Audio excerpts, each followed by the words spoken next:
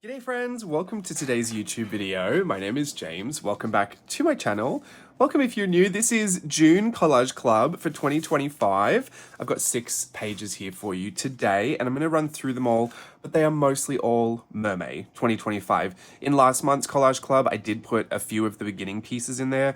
This is absolutely everything of the rest. Lots of varying sizes, but a good portion of really big ephemera, because much like how I used some of my other Collage Club ephemera to make this, I like having some substantial sized pieces so that you can feel free to harvest certain things. Like I don't always use the whole piece of ephemera in my work. I might just cut out the head, or I might just cut out some parts of the background that I might want to use.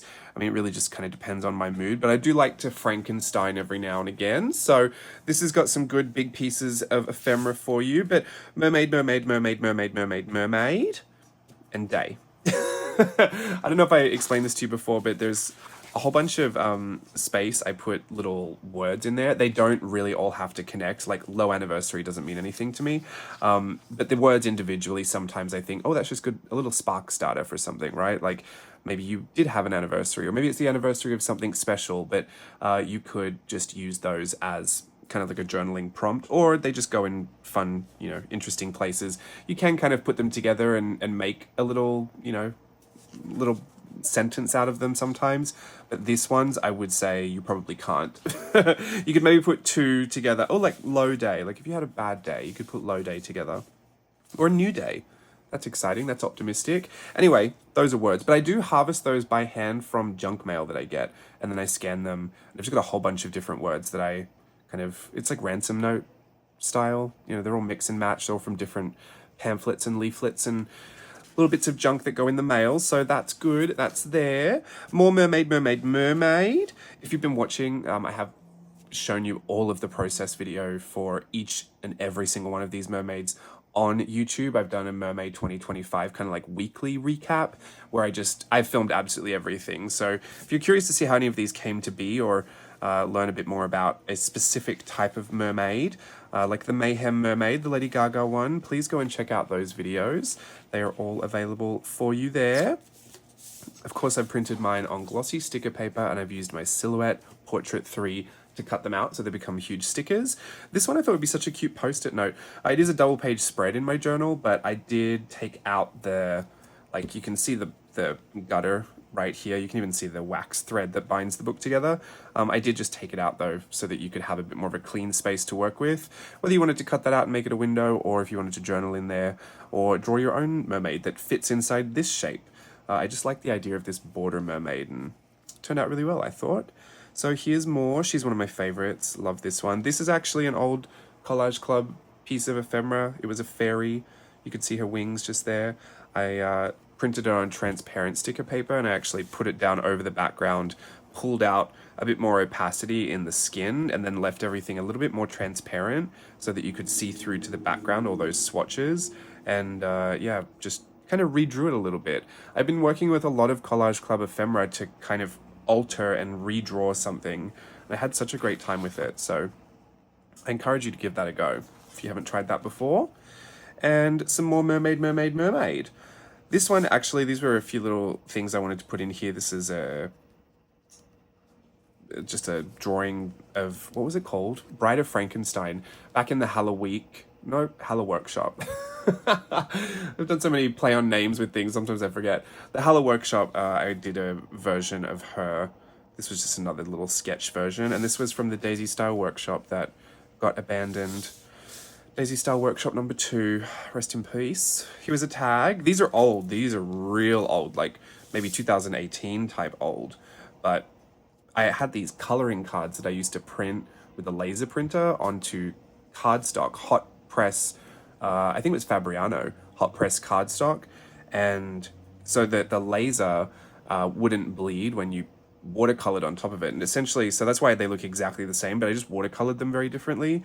I really like that idea. It was kind of like a really bougie coloring page, but yeah, I only ever really did a few of those and never revisited that. My dream was to kind of have well, back then, not really keen on it anymore, but to do a coloring book that was watercolor paper, and it was like kind of like a gray lines instead of black, so that you could kind of paint it instead of coloring it with pencils or something. But my mum actually took one of my old Mermaid coloring books that was just regular copy paper, and she just used her watercolor in there anyway, and it still kind of worked. So, you know, not all the same techniques applied, but she still was able to put color down, and I think that was just as fun, if not maybe a little bit more liberating, because you know, you get the watercolor cardstock out, you start to feel like, oh, it's so precious, I can't ruin it, and then you don't use it.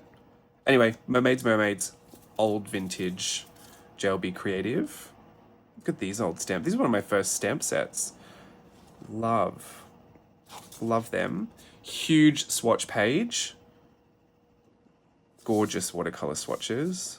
I love when they bleed into each other. I actually really loved this part up the top where it hit the gutter of the book and all of them started to bleed into each other there. Just love this. This is great if you have like a, you know, a little photo or something. I don't, but I usually just like stick the photo down over here and then cut around the outside. So it's just got this beautiful watercolor swatch border, or you can use it to cover a journal. Big pages like this are really just a free-for-all piece of ephemera.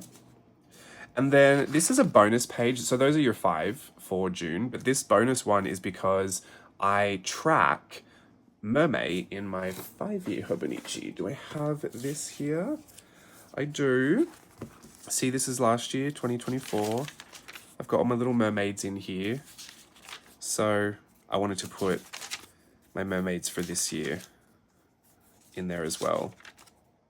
So yeah, I'll figure that out. I'll have a lovely time putting them all in there. I didn't really size them, and you can actually see these are the original scans. So this has still got the thing between the page. I didn't clean them up. Sometimes there's got little extra bits of junk over there. And I really did a simple cut line, like they're all just boxed. But I would probably peel this off and then take my scissors and cut her out.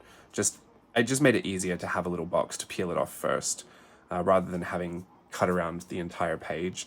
So I was a little lazy with how I put this one together. Please forgive me. I actually wasn't going to put it in your set because it was just for my own personal use. But, you know, as I say, if I make it for myself, I might as well give it to you. So I put that in there.